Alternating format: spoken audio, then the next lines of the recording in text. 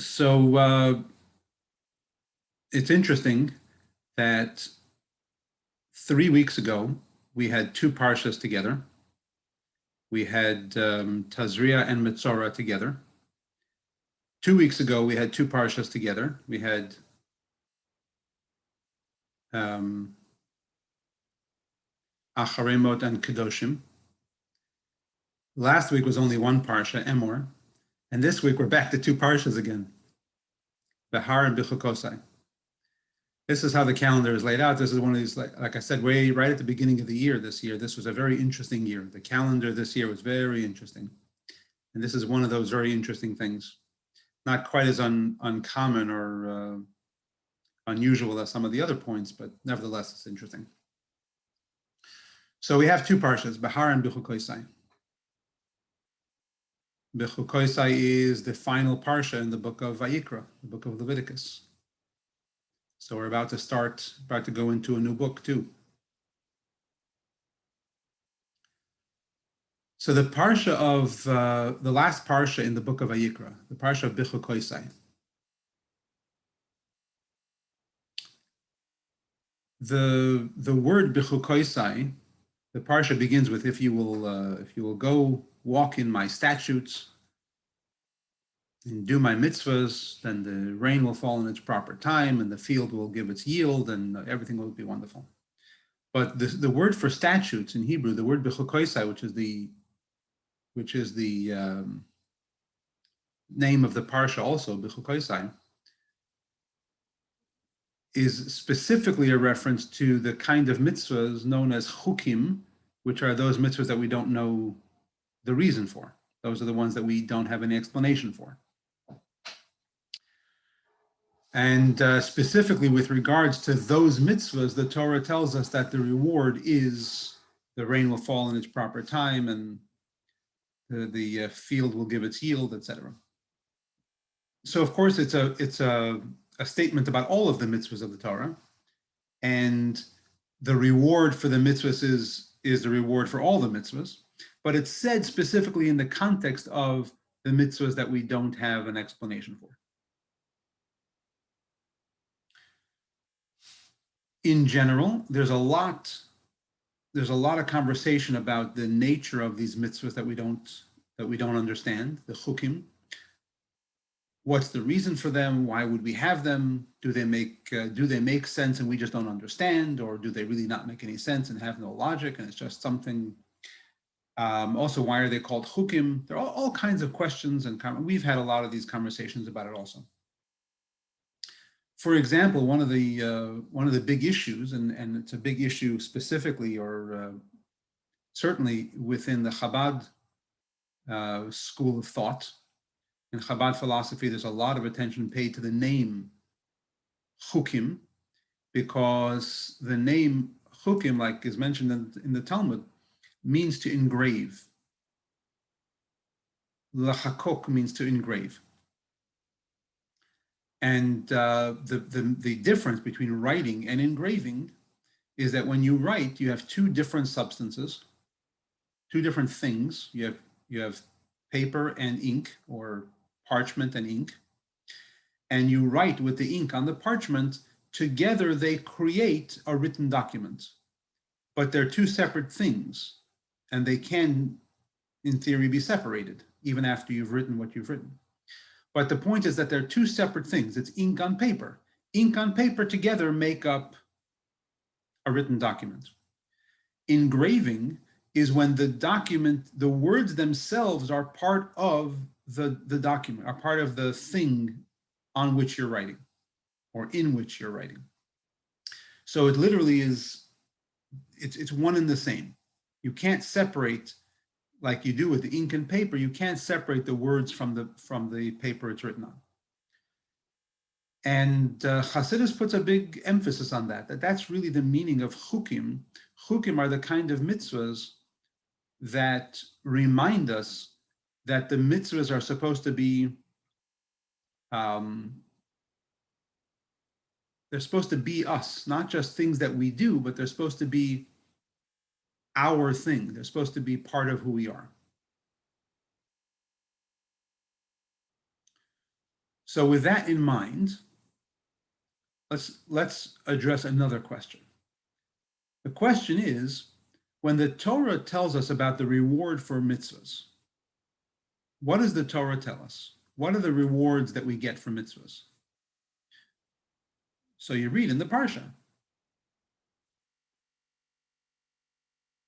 you get rain in its proper time, and the fields give their proper yield.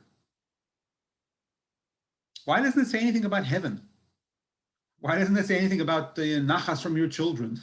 There are other rewards that we would prefer to. Why doesn't it say closeness to God? If you do the mitzvahs, you're closer to Hashem. The Torah doesn't say that.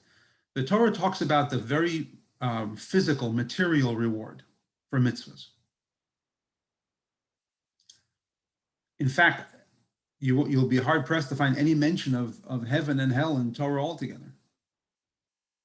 So if the real ultimate reward for mitzvahs is the soul's pleasure in heaven, or the soul's closeness to Hashem, you have to find it in post-biblical writings.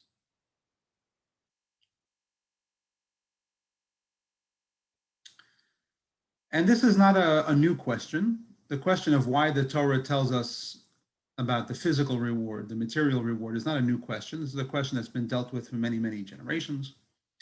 The Rambam addresses it. He says, although ideally the Mishnah says that you're supposed to serve Hashem without any demand for reward, without any need for reward, nevertheless,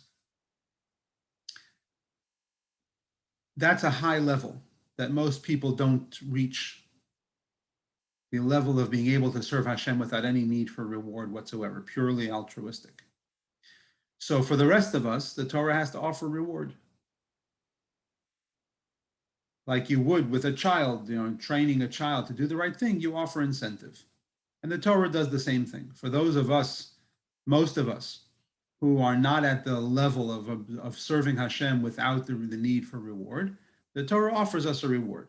So based on that, it stands to reason that if you're going to offer a reward, you have to offer a reward that's relevant to the person you're talking to. So if you're talking to the kind of person who's on kind of the you and me, the average Jew, who's not a tzaddik, who's not on the level to understand or appreciate the soul's pleasure or heaven or, closeness to Hashem. We don't know what that means. We can't really relate to that. So the Torah has to give us a promise of a reward that's relevant to us. So therefore, the Torah offers us reward in the physical, in the material, because we can relate to that. So that's one way of understanding why the Torah offers us material reward. The problem with that is that it sets the bar very low. It's not, low expectations is not a compliment. To say, well, you're going to be at this level, so I'll talk to you at your level. Here, I'll give you a candy. That's not a compliment. And even for a child, eventually, as the child grows up, you have to offer more mature rewards. Otherwise, it's offensive. So at some point, we should be reading Torah and thinking, isn't there something more than just material reward? Even if I'm on a kind of a low level, a beginner's level, with regards to appreciating the spiritual or the godly, and even so, isn't there something more that I should be aspiring to, that I should be trying to understand or appreciate? And in addition to that, what about those people who are already on the higher level? What about those righteous people? This parsha doesn't mean anything to them because it's for the commoner? This parsha isn't talking to them? That when the Torah offers material reward, they can skip that paragraph? What do they do with that paragraph? So clearly, the answer that other commentaries give based on this idea from the Rambam, of course it's true, but it's not a complete answer. It doesn't completely answer the question, and it leaves us still wanting a little more depth or a little more perspective. So from the perspective of Hasidus, kind of the holistic perspective on Torah,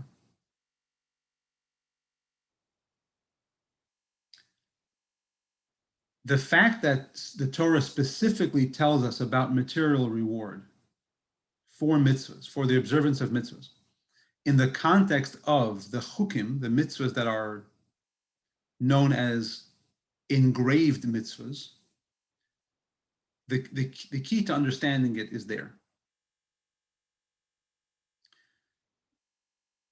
The truth is that all of the mitzvahs can be performed as if they were chukim.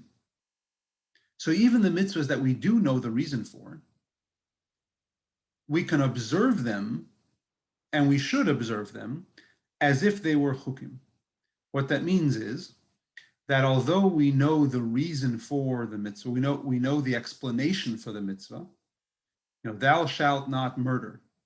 Well, I know why. It's not nice. It's not a good thing to do. You can't live in a world where people are murdering other people. But that shouldn't, at the end of the day, that shouldn't be my motive for observing the mitzvah. My reason for observing the mitzvah should be, ideally, because God told me to.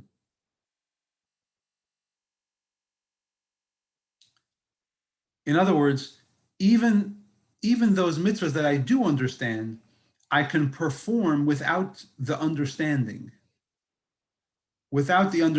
being part of my observance. In other words, I understand it because God gave me this gift of being able to understand part of his will or part of his intellect. But why do I do the mitzvah? I do the mitzvah because Hashem asked me to. That's my reason. And just like we can observe and should observe all the mitzvahs like chukim, as if they were all chukim, the same is true with our attitude towards Torah, and our attitude to mitzvahs should all be on this level of chukim. Chukim also, like I mentioned before, meaning engraved, meaning it becomes part of us, part of who we are, not just something we do, but the mitzvahs and Torah study and the relationship with Hashem that Torah encourages should literally be our identity. It should be who we are.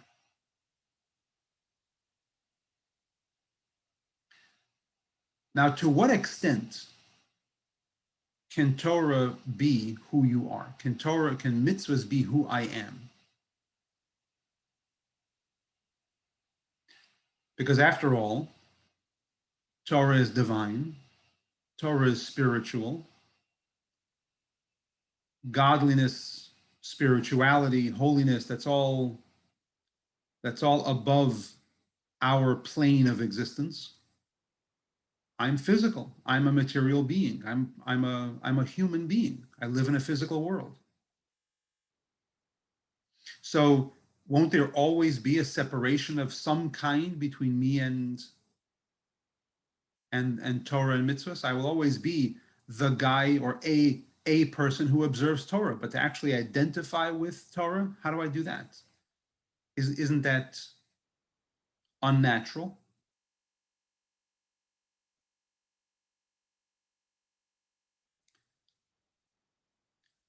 So to that, the Torah is saying in this parsha, if you'll do my mitzvahs, if you'll go walk your walk, if your life's walk will be my statutes. In other words, the mitzvahs that you do only because I'm asking you to do them, including those that you already understand. Nevertheless, you do mitzvahs because I'm asking you to. Make the relationship between you and me, your life. The result will be that nature will fall into line and respond in kind. Meaning, material reward will be the direct result of spiritual mitzvah.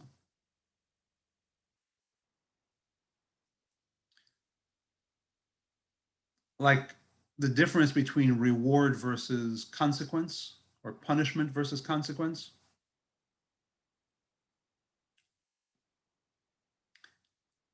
You wouldn't say that when your father tells you not to run out into the street because you can get hit by a car, that's not him threatening you to get you hit by a car if you run into the street.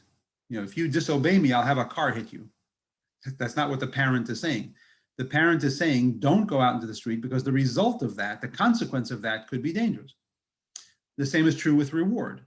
Real reward is not, if you do that, then I will give you this. Real reward is, when you do this, good things happen. You enjoy this. So when the Torah says, if you'll walk in my statutes, if you'll do my chukim, then the rain will fall in its proper time, and the world, the earth, the land will give its produce. The Torah is saying you can get to a place where you can get to a condition in which the Torah and the mitzvahs are so one with you that the world around you responds to that same oneness. In other words, what makes the rain fall in its proper time?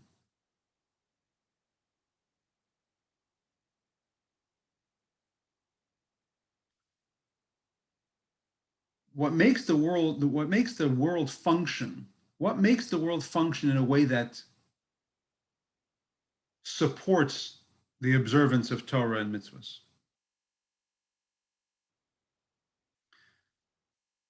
The problem that we have with the physical world is that because it's physical and godliness is spiritual, we see them as conflicting realities. But it isn't that way. And when Torah is paramount in our lives, when Torah becomes the life that we're living,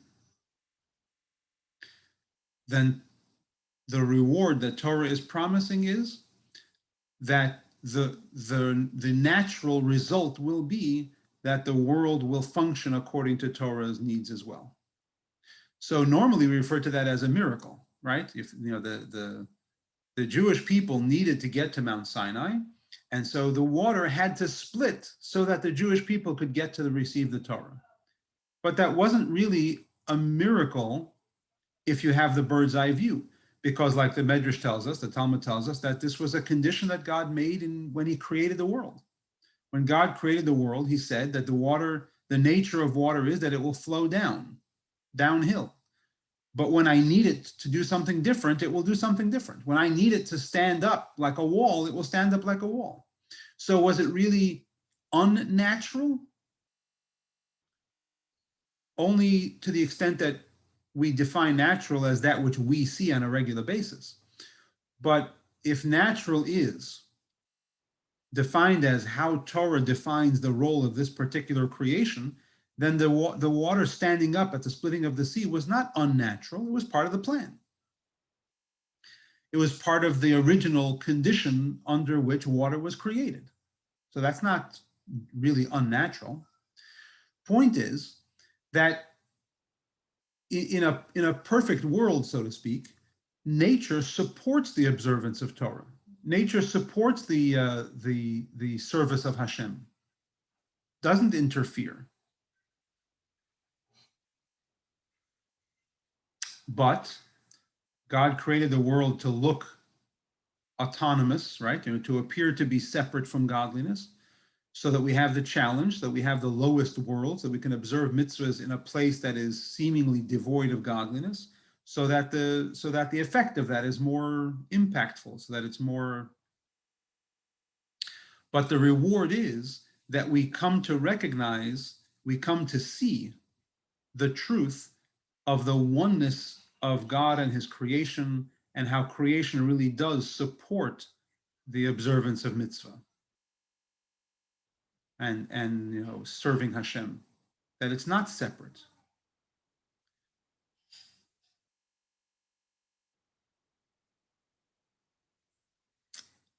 So when the mitzvahs become who we are, then godliness becomes what the world is. That makes sense? If we can perform the mitzvahs as chukim, meaning not only that we don't understand them, and not only that we do them only because God is asking us to, but we do them in a way that it's engraved in us. It becomes part of who I am. And there are plenty of examples of that in our lives. You don't need to become a saint. You don't need to talk about only the super righteous. It applies to them too, obviously. But I'll give you an example, just an anecdotal example of how this works in reality, right? I go with my kids to the supermarket. I went Friday. I went to the supermarket to get them a Shabbos treat. I get them something nice for Shabbos. So they go up and down the aisles. Can I have this? Can we buy this? Can we buy this? Can we buy that? And they'll pick up one thing and I say, no, too sweet, too sugary, too unhealthy. Oh, please, can we have it? Can't we just have just a little bit? No, we're not going to. They argue back and forth, and then finally they put it down and go down to the next item. Can we get this? And I say, no, that's not kosher. You put it back on the shelf and go on to the next thing. Why not argue? You argued over the last candy you wanted, you argued for 3 minutes with me over it. Somehow, it's not kosher. Well, then there's no argument. Let's go on to the next item. It's not miraculous. It's because they know that this is not negotiable. It's not going to happen. And therefore, the natural instinct that even a child, the natural instinct that the child has is to put it down and go on to the next thing, because it's not going to happen. It's maybe a juvenile example, but nevertheless, and anecdotal as it might be, the point is, you can get to where the mitzvah is so natural to you that it just is. This is what we do. This is it. Maybe it requires a childlike simplicity or childlike innocence, but it's within our it's in our toolbox. We have that ability. So that's what the Torah is telling us in B'chukoisai. That's what the Torah is telling us in this parsha. The Torah is saying, make the mitzvahs so natural to you, so real to you, that it's just a fact in your life. It's part of who you are. It's not like there's you and there's your desires and your wants and there's your thing, your life, and then there's also the mitzvahs that you do. Change that. Make the mitzvahs that you do part of the you, part of who you are, part of the life that you live, part of your identity. And the result will be that even the material world will fall in line with this vast eternal plan. And you'll realize, you'll be able to see in your life how the material is part of your service of Hashem. You'll see how it responds, how the physical world responds to the Torah and to Hashem and to your devotion to Torah and Hashem. So not only is the idea of the reward being in the material not petty and small-minded and juvenile or just for beginners. On the contrary, it's actually a really, really lofty and utopian kind of an idea. The Torah is telling us what we can get to if we do this right. What we can get to is, we can get to a place where because we've so internalized and become one with our relationship with Hashem, the reward for that, or the result of that, will be that the world, the physical world itself, will fall in line as well. And we will see how everything in the world is really just another detail in the vast eternal plan, in Hashem's plan, and nothing in existence is a deterrent or a contradiction to Hashem's plan.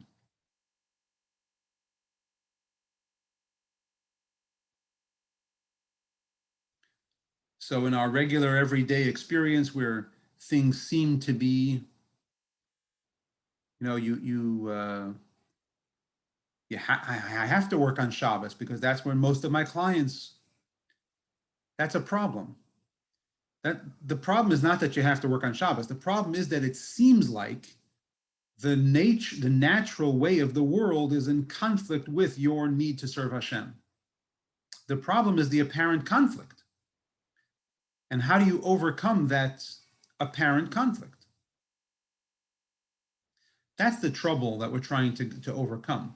And that's, I think, what the Torah is promising us here, is that if we make the mitzvahs, make them part of ourselves, make them us, make the mitzvahs and our relationship with Hashem, try to get to where that's your identity, not something other than your identity, not something you do when you go to shul. This is who I am. The more we can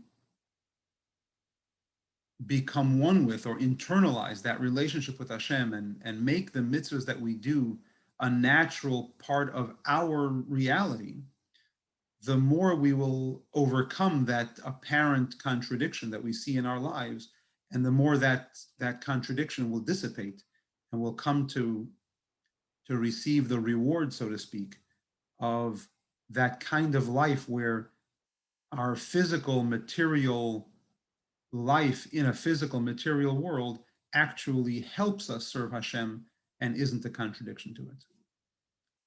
And that's very Mashiach-like. That's what it means to bring Mashiach. Where the world is a tool for godliness and nothing else.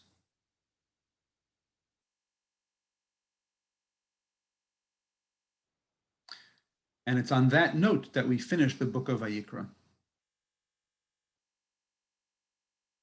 It's a good way to finish a book.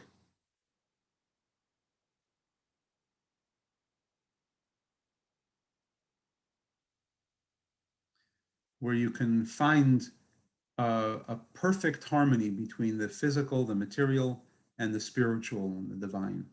It's all one big thing, all one big project. And the material is not a contradiction, and therefore is not an impediment to a perfect godly life. That's where we're headed.